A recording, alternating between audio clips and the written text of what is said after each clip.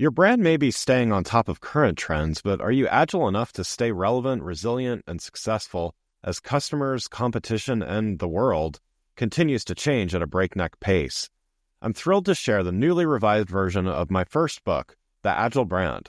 I'm calling it The Agile Brand Revisited. It's been updated to reflect our continually changing world, and it provides 7 principles that form the backbone of an agile brand, offering detailed insights and actionable steps for incorporating them into your business strategy.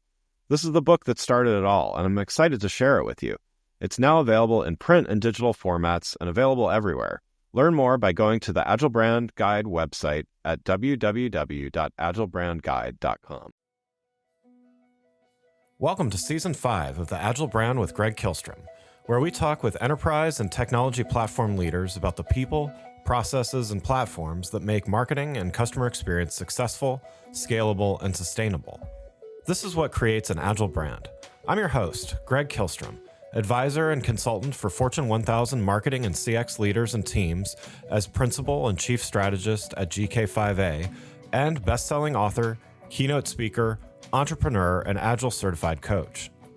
The Agile Brand podcast is brought to you by TEKsystems, an industry leader in full-stack technology services, talent services, and real-world application. For more information, go to teksystems.com. To sign up for the Agile Brand newsletter and get the latest insights and articles on marketing technology and CX, or to purchase a copy of my latest book, House of the Customer, go to gregkihlstrom.com. You can also find all my books on Amazon and other retailers. And now on to the show. Today we're going to talk about creating truly accessible interfaces across a variety of mediums and channels. To help me discuss this topic, I'd like to welcome Yaddy Arroyo, VP and Principal VUI Designer at Truist. Yaddy, welcome to the show. Hi there, Greg. Thank you for inviting me. Yeah, looking forward to talking about this with you. And why don't we start with you giving a little background on yourself and what your role as VUI design at Truist entails? Well, basically, a Principal VUI Designer specializes in creating and improving voice-based interfaces for digital products and services. They could also work on IVR, anything that's voice-related. My title is a misnomer because I'm actually a multimodal designer. So voice is just one of the many things we use to be able to control the system, right? VUI designers can work on a variety of projects. In my case, I'm working on virtual assistants, but there's also smart speakers, Internet of Things, IoT, voice-controlled applications. There's really the possibilities are endless when it comes to VUI design. At Truist specifically, I work on the chatbot. So that's what I've been working on for the past couple of year and a half.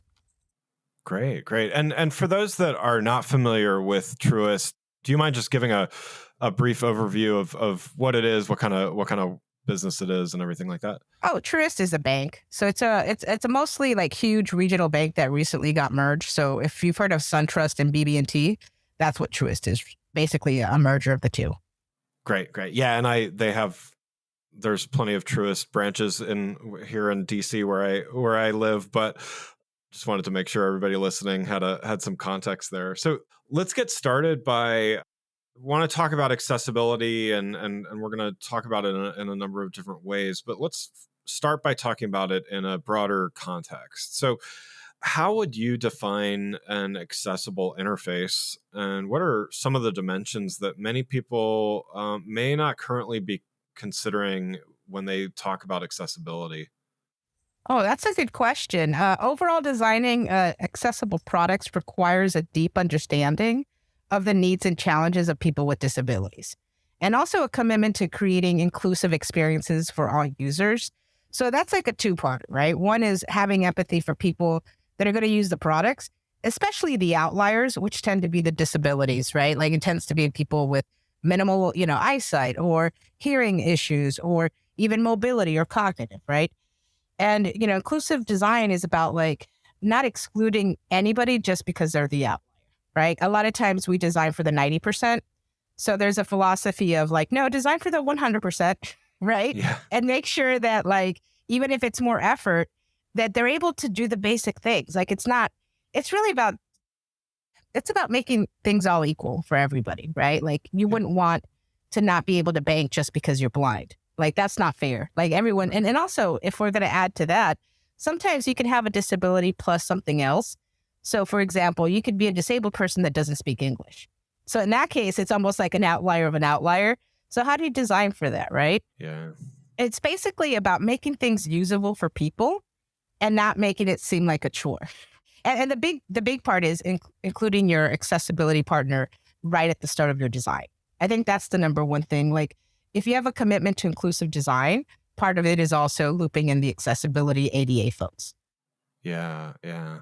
What have you seen? So you work a lot in this space, and I'm sure you've seen a number of things throughout your work. What are some of the biggest areas of growth and maybe the maturity of this industry with accessible interfaces in recent years? Oh, well, I got into VUI design, voice user interface, because of disabilities, right? Like, I love the idea of being able to have a product that can be voice controlled. So if you can't use your hands for whatever reason, right? And keep in mind that disabilities slash situations can happen, right? I may not be disabled, but I may have a baby in my hands, right? Yeah. So Yeah. at that point, we're both the same. We can't use our hands. So what can you do? Voice control. So imagine being able to be safer, right? So voice control is one aspect of it. I think telematics and, companies like BMW and Mercedes-Benz, there's a lot of like connected car apps out there that enabled you to do really cool stuff with your car while you're driving. It would be crazy if it wasn't voice controlled, right? Like if you Yeah. have to tap on it. So I would say that's Right. one of them, voice user interface, especially with Alexa and Siri, right? Like they've really helped like propagate that. Also gesture-based interfaces. So that's kind of cool, right? So we're not just limited to touching or whatever, but imagine your camera being able to decipher a gesture, and that turns into like being able to read sign language or being able to read sentiment on someone's face. If someone has a frown, you can kind of be like, oh, that's not a good thing. Yeah. There's text to speech and speech to text, which is awesome. There's also haptic interfaces. So even just the way you touch things and the pressure you use. And of course, there's the standard web accessibility, right? Like there's the WCAG, which basically has like guidelines for how to create accessible products on web. But really, it's beyond web, right? Like people now use their phones. They have remotes, right? Like even your remote sometimes is voice controlled. So there's a lot of really cool stuff going on because people are realizing it's not just for accessibility reasons, but for practical reasons, right? Like you want to be able to be multimodal in different ways depending on the context. Yeah. So I would say for practical reasons, there's a lot of like just really awesome ways to do multimodal stuff.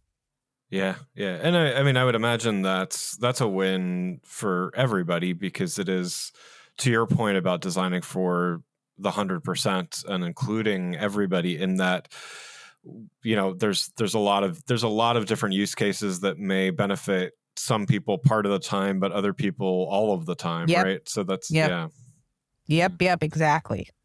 Yeah.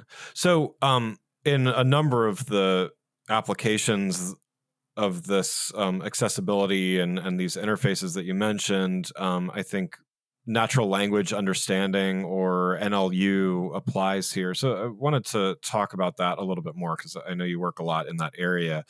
But first, for those less familiar, can you explain a little bit what NLU consists of and maybe what are some of the primary applications of it?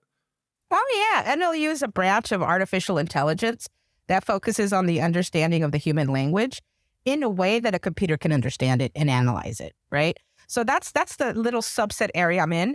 NLU is actually a subset of natural language processing, which is NLP. So it's closely related to other NLP technologies, such as speech technology, text-to-speech, and sentiment analysis. Now, there's different ways you can apply NLU, but the primary applications of NLU that I've seen firsthand where I'm working is like chatbots, right? But elsewhere, you'll see virtual assistants and chatbots, voice-activated things, right? These systems use NLU to understand and interpret the natural language input from users and provide the appropriate responses or actions based on what the user's trying to accomplish. Got it.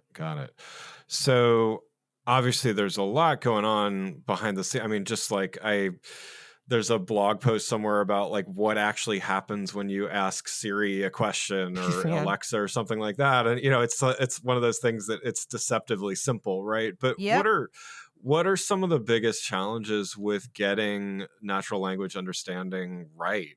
Yeah, that's a really good question because if it's easy to use, no one ever realizes it's a Yeah. problem, right? Right, right. It's when it sucks that people are like, this sucks, right? So the first one is intent recognition, right? Are we getting the right intent? Because sometimes, you can program it, you can have algorithms, basically the more sophisticated the NLU, the NLP, whatever engine you're using to kind of decipher what the user is saying so that we can translate it to a computer, the more seamless it is, right? But when you start off, you're not sophisticated, right? Anyone Yeah. launching something for the first time, there's going to be that like learning curve. So I would say consider intent recognition. That's really hard. Once you fine tune, and there's a lot of things that go into fine tuning for intents.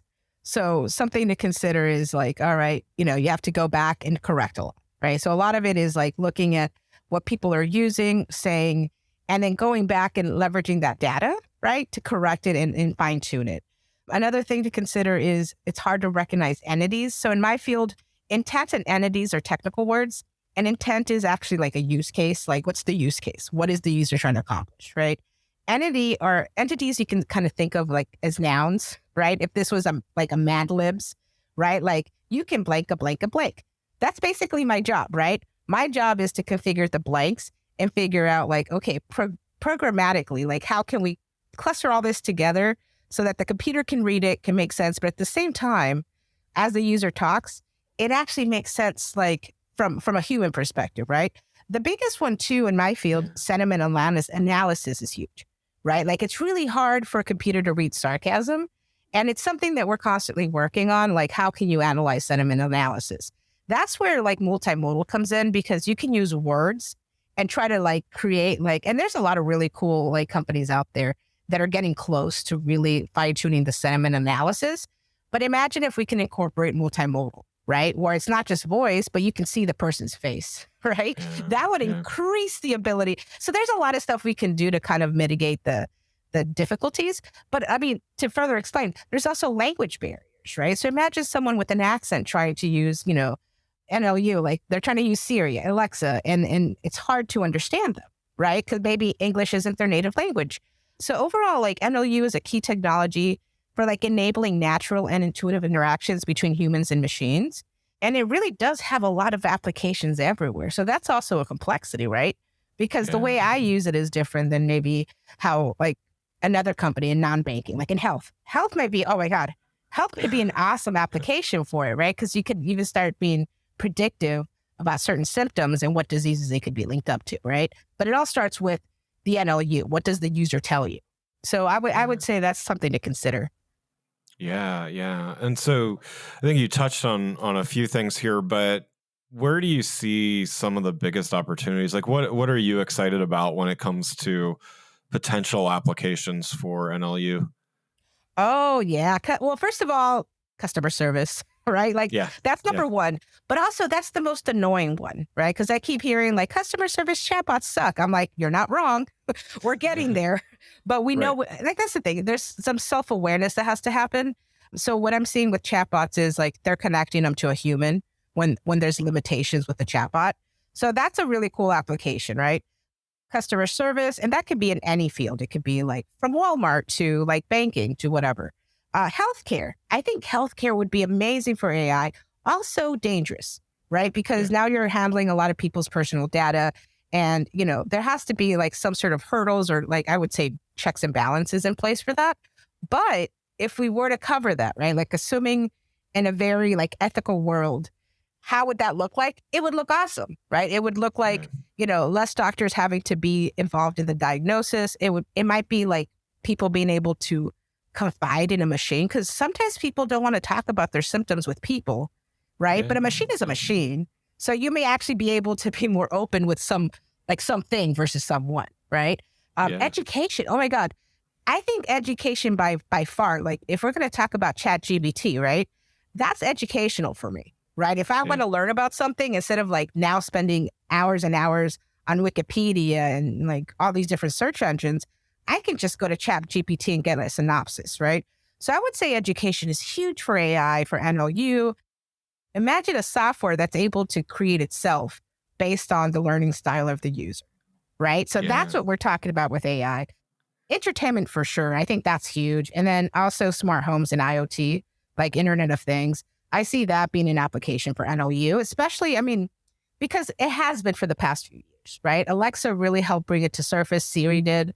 So now that we have these, what I call staples in the industry, people aren't scared of them anymore, right? You have Comcast who has like voice control remotes, right? So like we're integrating them in all these different aspects of our life. At one point, I had a client that was Internet of Things. So I had everything in my house be, through my phone. Basically, I would turn on my lights. I would customize certain things. When I went on vacation, I would turn off certain things, turn certain things on. It was fun. I personally am actually, let me kind of clarify. I'm not anti-technology, but I'm pro protection of my privacy. Sure. Right? Yeah. As many are. Yeah. So I would say that's the only caveat, right? As awesome as things can be, the flip side is, well, we have to have safeguards in place to make sure no one's like taking advantage of that large, language models. Because there's a lot of like data exposed out there in addition to like, large language models, which we call LLMs, that consolidate all this data, right? So that's something I kind of want to bring up too, that even though there are opportunities, there's also an opportunity for us to be vigilant and make sure that no one really takes advantage in the back. Before we continue, let's take a quick break. If you're like many marketing leaders today, you're inundated with a need to improve the customer experience across an increasing number of channels and touch points, all while ensuring your team is performing well, innovating, and continuously improving. So how do you find the time to determine what's next for you, your team, your brand, and your customers? My company, GK5A, can help. Whether it is advisory services, evaluation of marketing technology platforms and solutions, or digital agencies and implementation partners, or assistance with creating strategic roadmaps and prioritization of efforts, we've done it all and served as an ally to Fortune 1000 brands in industries like financial services, healthcare, consumer electronics, professional services, and more. You can learn more about these services and contact us at www.gk5a. That's www.gk5a.com. Now let's get back to the show. So you touched on this a little bit and, just mentioning ChatGPT and some other things, but I did want to talk about the role of AI beyond NLU is certainly utilizes AI, but beyond that, even, the role of AI in accessibility and just building both accessible as well as alternative interfaces. So where do you see AI playing a role in accessibility and some of these other novel interfaces beyond NLU? Oh man, this is an awesome question because this is the stuff I live for, right? I think computer vision is one of them, right? Like the stuff that you can do with AI now, it doesn't have to be a chat GPT, right? It could be behind the scenes. It could be like helping and aiding in certain things. So one of them is computer vision. I could see that being a thing like where AI-powered computer vision technologies can help people with visual impairments to interact with their environment, right? So for example, optical character recognition is technology we've had forever, but being able to apply existing technology in novel ways with the power of like AI, can really kind of like help, set the scene for people. So for example, OCR and scene analysis can help identify objects, people, obstacles, for people that have low vision, right? And convert it to audio or even braille. So, that's number one. Yeah. Awesome, right? Two, I would say captioning and subtitling, because it used to be a very manual thing. And now that we have, the ability to recognize speech and like speech to text and all this good stuff, imagine not having a human do it. And I think that's what a lot of like companies currently use. They use like automated captioning and subtitling, which I think is important, especially if we're talking about people that cannot hear well or cannot hear at all, and or people that talk a different language, right? So being able to communicate and get across your message regardless of like who the audience is awesome. Sign language recognition, which I touched upon like earlier, I think that's huge, right? Like we're limited, like we were at least at one point, like in terms of the modalities of which a user can kind of input and communicate with a computer. But now imagine being able to use your camera to sign to sign commands, right? Like Yeah. that's not far-fetched. That's a reality. The same thing with predictive text. We all see it in our Gmails. We see it like with Grammarly. There's other places that have kind of like used, existing technologies, piggybacked on them, and then leveraged AI to kind of be predictive in terms of what a person could say or should say, right? And of course, the last one is like, I would say VUI interfaces. AI-powered like voice user interface technologies can be used to create voice-activated devices and applications that are accessible to people with physical disabilities. Yeah. And so you touched on some of the data privacy and just considerations that both consumers as well as organizations should have when utilizing AI. But just wanted to ask you as well, like what are some other things, or maybe even just to dive deeper into that, what are some things that organizations should watch out for when they're utilizing AI in their interfaces? I really like talking to you because you ask all these questions that make me think. Like it's like, well, you know what? Bias. I think that's a personal thing for me. Like bias in AI algorithms, transparency, another big thing for me. Like I don't mind if you capture my data, just be transparent as to what data and why, right? And to some extent, help me shape my own algorithm. Example, YouTube. Like a lot of people complain about it's YouTube, the YouTube algorithm because it serves up, videos that they don't like, right? Yeah. I don't know if it has visibility. I don't think it has transparency. I don't think it has a way for me to adjust it, right? It just is what it is. That's what I don't like, right? Yeah. And thank God YouTube is like entertainment type of algorithm, so it's not really affecting my life. But what if we talk about banking, right? You don't want bias in banking, and transparency, like that's important too.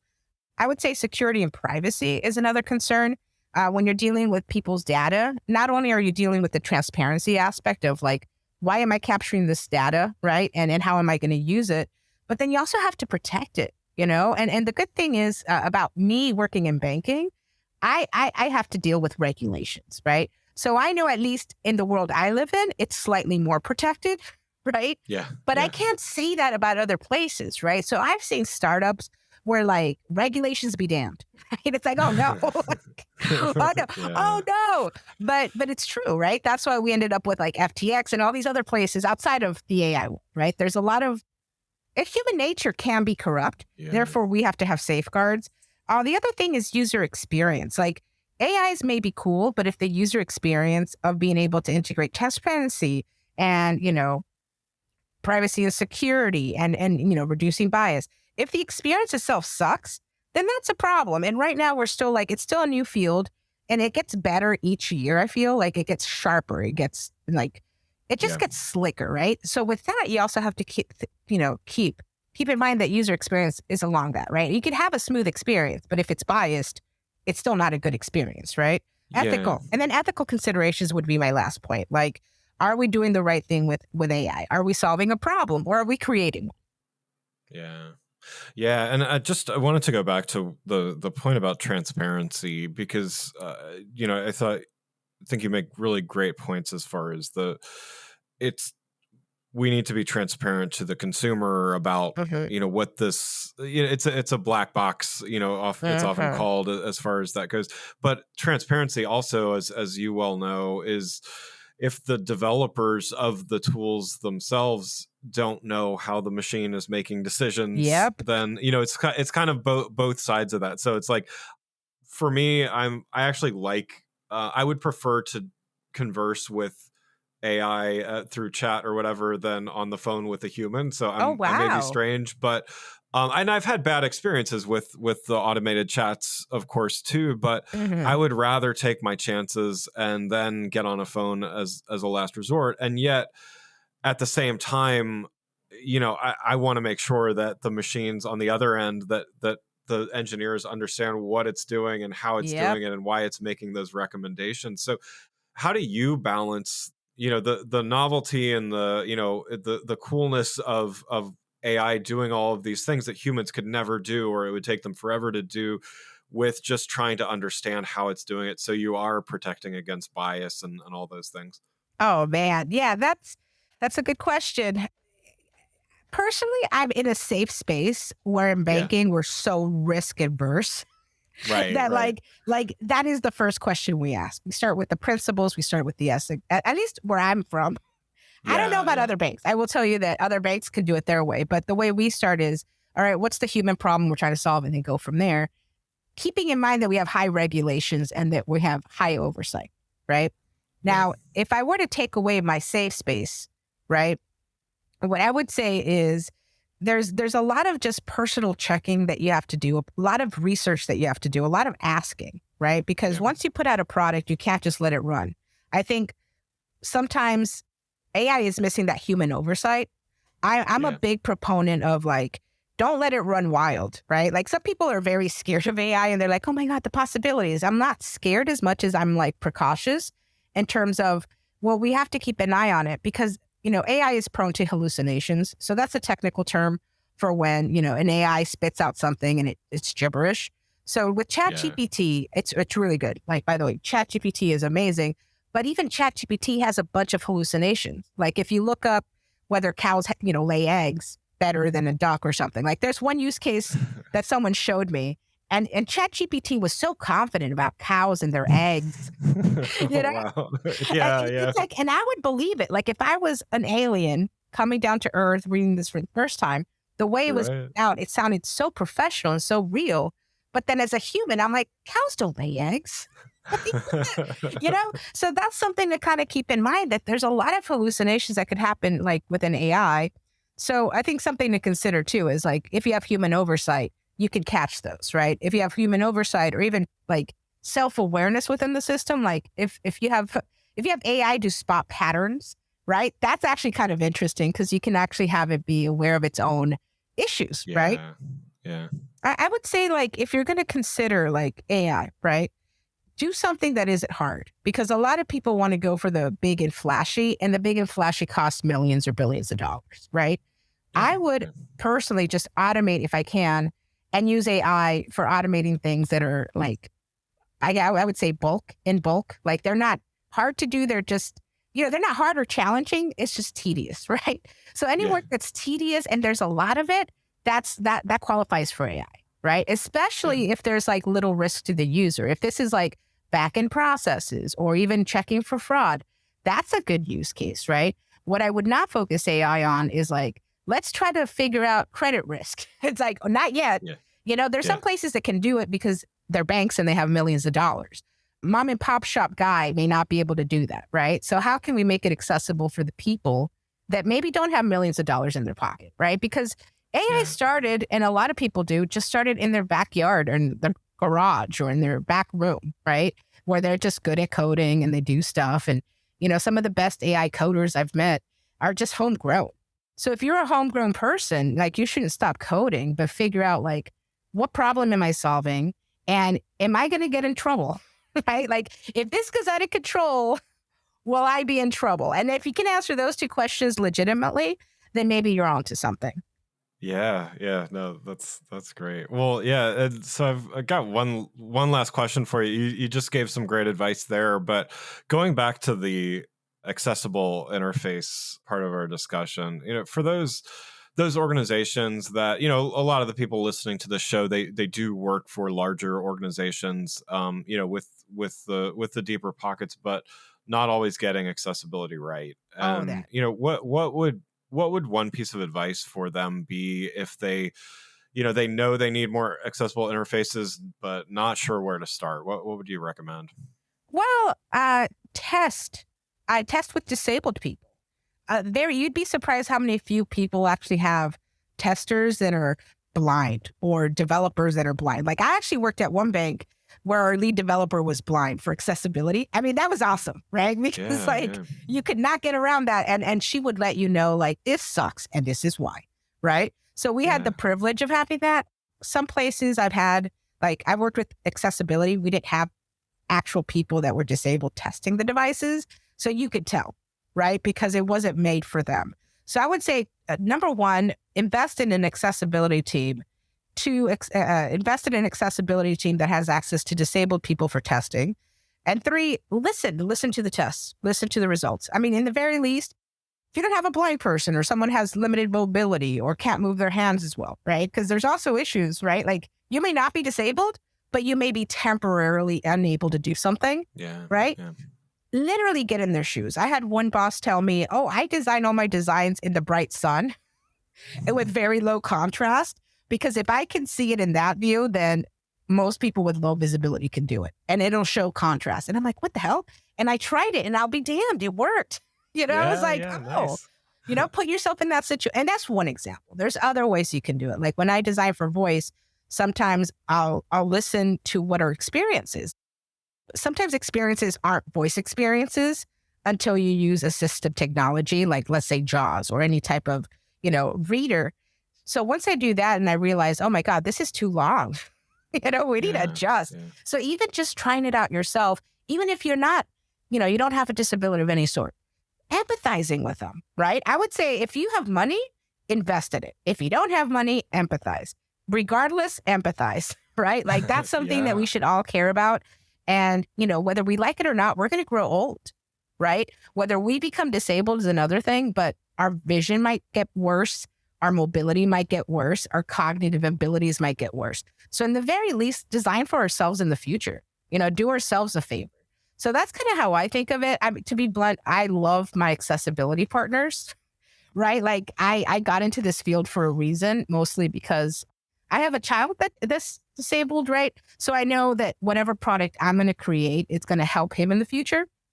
And additionally, like just having older parents, right? Like my mom has arthritic hands, so she can't really move her hands that much, but she can use her voice, right? So it's like having that empathy and knowing people helps, right? Like me personally, I know people and, they'll come to, with complaints to me and I'll be like, duly noted.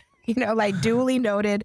But yeah, I would say big companies should invest in accessibility. And not just that, but like a culture of wanting to be accessible and, including them from the very beginning, right? Like that's my mantra, like include them as early as you can without like bombarding them with needless information, right? Because sometimes they're just like in the beginning stage of research and it's not ready to show. That's fine, right? I'm talking about when you're like, have designs ready, you have ideas ready, you're getting approvals done, they should be in the room. Don't exclude them, invite them. And if you don't have them, become them, right? Take classes. I mean, I took a lot of classes. I took like 6 hours worth of classes one day just because I was like, wanting to learn more. And that's what everyone on the team did. We eventually all went to DeQ. DeQ University has like these online courses for accessibility. And I think we have like an enterprise like license, right? So I would say that too, like invest in licensing, invest in courses, get your people up to date, incentivize people to want to do better products for everybody and be inclusive, check out YouTube and look up, inclusivity videos. That helps out too. Yeah. Wonderful. Yeah, no, that's great advice. Well, yeah, it's been great talking with you here. Again, I'd like to thank Yaddy Arroyo, VP and Principal VUI Designer at Truist, for joining the show. You can learn more about Yaddy and Truist by following the links in the show notes. Thanks again for listening to the Agile Brand with Greg Kihlstrom podcast, brought to you by Tech Systems. If you enjoyed the show, please take a minute to subscribe on your podcast channel of choice and leave us a rating so that others can find the show more easily. You can access more episodes of the show at www.gregkihlstrom.com. That's GREGKIHLSTROM.com. To get a copy of my latest book, House of the Customer, visit my website, or you can find it on Amazon or other retailers. The Agile Brand is produced by Missing Link, a Latina-owned, strategy-driven, creatively fueled production co-op. From ideation to creation, they craft human connections through intelligent, engaging, and informative content. Until next time, stay agile.